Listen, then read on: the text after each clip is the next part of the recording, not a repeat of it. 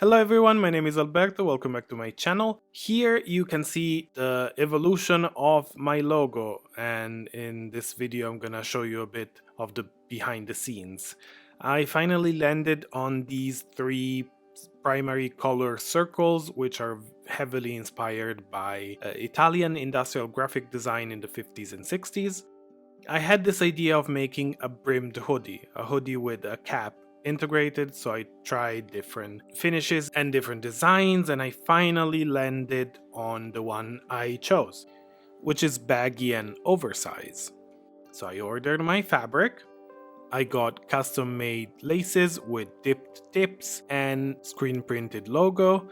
I got my custom patches with a chain stitch patch and a regular embroidery patch.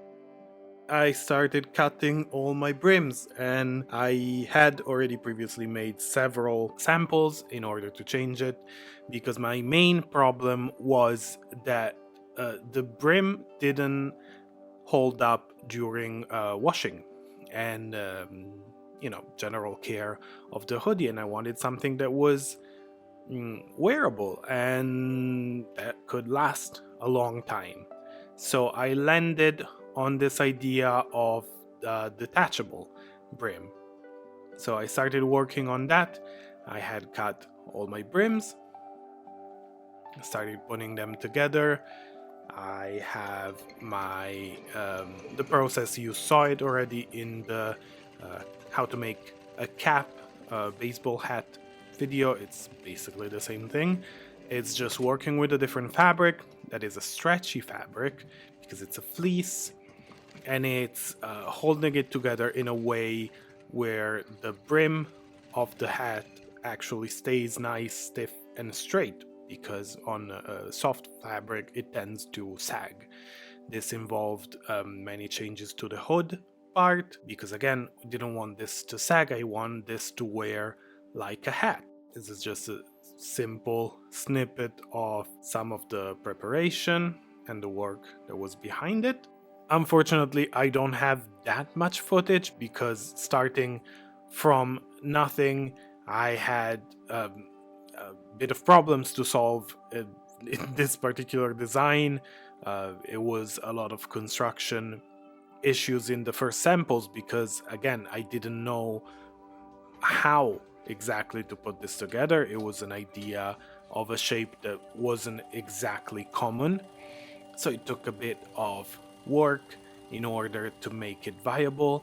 And I also had, to learn and start familiarizing myself with a lot of supplies and stuff that I didn't really have already, because working in a small made to measure is different, or for a company obviously is different than starting to have to create your own network of suppliers in order to have your quality supplies ready on time and not finding problems. So unfortunately it's all a learning process, but this is one of the reasons why I had to start with such a small number of pieces, so everything is limited.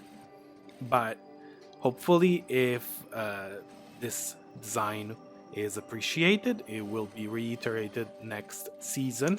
I really like it. I think it gives again such an understated vibe, because it's something new and interesting without being too out there.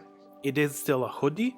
It's a hoodie that you can pair with whatever you like, but it has the little touch of the hat and the brim in the slightly different silhouette that gives it that more interest. This is the hat part of the hoodie. You can see it's reinforced. That's the different colored lining. It's an interlining that gives it structure, because it needs to be soft and elastic in order to be a hood, but at the same time it needs to support some weight and have some strength because it has the weight of the brim. that being straight out also creates an angle. So normally it would tend to sag and not really look good.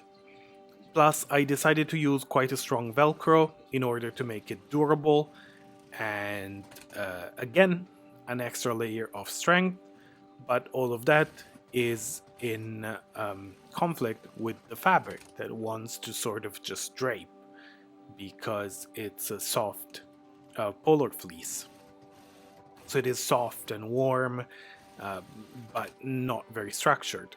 This is where you have to go and create an understructure and possibly layers, like in this case, to create the shape that you want to create. So we have this slight curve of the head with a little dart on the top, and that needs to be able to sustain its own shape. So everything was doubled and lined. It had to be trimmed because when you create a curved, domed shape, even if it's like a bra cup, for example, when you go to join them, the inside one will never be the exact same size. So it's going to poke out. This is why everything has to be trimmed. I chose the black color for the fleece because it gives a good background and it really makes the chain stitch patches pop. The chain stitch also has been chosen specifically because it gives a different texture and it gives a different feel to the whole thing. It's not just a regular embroidery patch.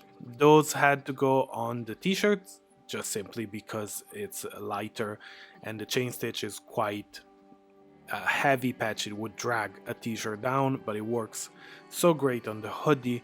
The chain stitch patches are also heat bonded and stitched for an extra layer of security.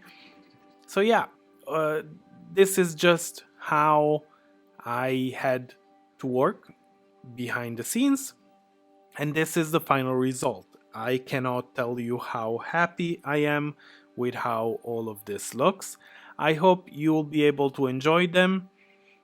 I hope this was interesting for you, and thank you for following me in this journey. I will see you next time. Next week we'll be back to regular videos, so thank you for watching, like, subscribe, and I'll see you next time. Have a great day.